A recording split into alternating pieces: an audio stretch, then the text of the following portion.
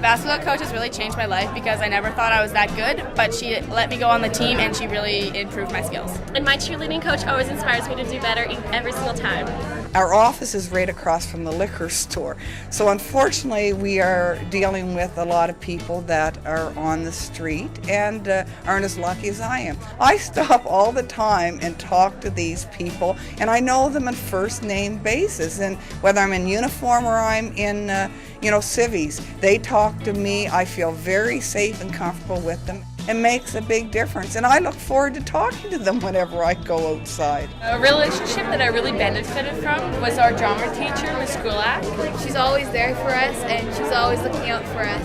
And she works with you and helps you a lot with stuff you're having trouble with. We recently had some issues going on behind our own house in a large park where several teens were kind of hanging out and having a good time, as teens do. Having learned with asset development that it's all about communication, I leaned over to my husband and said, I'm putting my pants on and I'm going out. Walked out my back fence there and asked the girls that were all hanging out having a good time what was going on, how they were spending their evening, and expressed to them that there have been some ongoing concerns in our community about this park. Sure enough, within 5 minutes, everything was calmed down and away they went, and life was good. So it shows that assets do work, and when you communicate with youth and treat them the way that we would all like to be treated, things work out well. In the summer, built a screen out of 2x4s and some canvas sheets, and then got a projector and played DVDs like the old drive-in movies. And we invited all the neighborhood and the kids, and we had a potluck.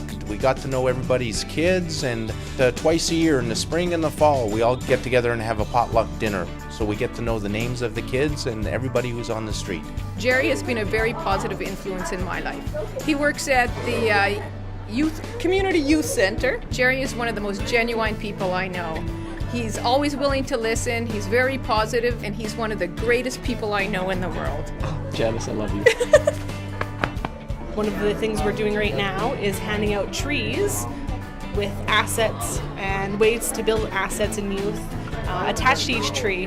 The idea being for everybody to take their asset and grow their assets together. We have benefited from a positive relationship with our counselor and our group leader, Mrs. Wolansky. She's been a wonderful benefit to our lives. And what I like to do to build assets in our community is when we go to the grocery store, I like to talk to the clerks who are usually like teenagers or youth, and I like to talk to them about what they're doing, how things are going, and I always like to let them know that they're doing a great job, and it's almost like you're building a little bit of a relationship with them, and they get a little bit of a smile on their face.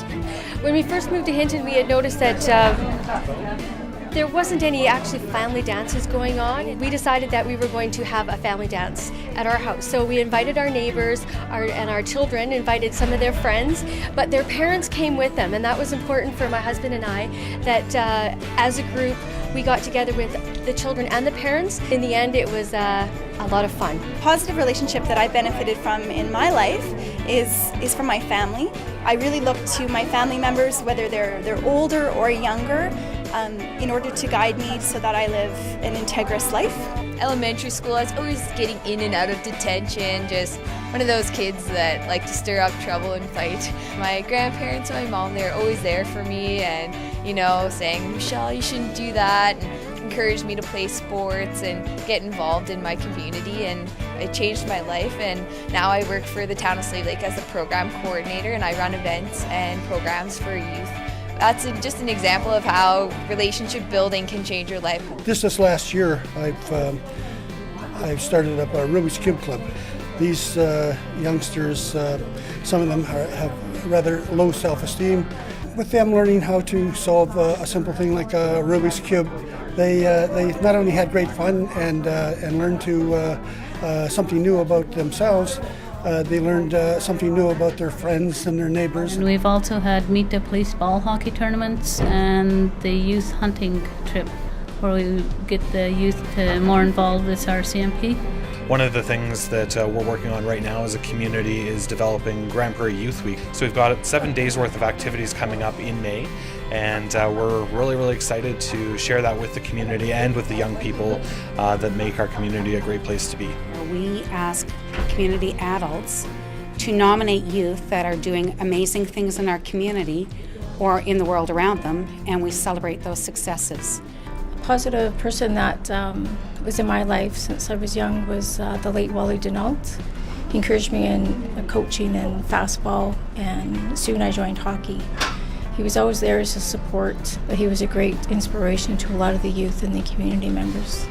A way that I try to build assets in my community is I like to try to be involved in as many groups and go out and meet new people and just be friendly, and when I see people in the streets, just smile or wave or say hi. My grandfather, James Ankle, was tremendous in making me who I am today. My family was a little bit in dire straits at times, but my grandfather was always a solid rock that helped me through many things as a young boy. But now that I understand what assets are, I realize that my fingerprint on others is to be able to build assets in their lives, whether I'm at the hockey rink playing hockey with teenagers, or if I'm at the high school or the junior high school, and just trying to build relationships by getting to know people's names. And how I like to build assets in young people and other people, and that's by taking a step forward and putting a little bit extra into every relationship or every encounter with young people that I have, and getting to know them just a little bit better. When I went to the University of Acadia, I flunked out my first year. Professors basically told me I was a loser and I might as well not return to school, but I was lucky enough to meet another professor in sociology that really encouraged me to try another science or another program. So I enrolled in sociology and subsequently got a degree in sociology. It really built confidence in me, and I often think if it wasn't for him, I'm getting emotional even now, where I would be today. One of the great things for me that I've experienced is all the feedback that I get from the kids when I'm involved in working with them, and the kind of assets that they're building in me as I continue to do that work, being able to impact their lives positively, and how they're able to feed me with some of that positivity so that it sustains me and keeps me going, and allows me to challenge myself and to try things that are a little bit different and sometimes a bit uncomfortable. The greatest asset building moments I've had in my life have come from my 3 daughters. They're amazing teachers in just the things they say and the things that they've challenged me to do. We were in the shoe swap and we went up on this cliff, and she wanted to jump off the cliff because some older kids were, and I knew she wouldn't do it. So I said, sure, I'll go with you.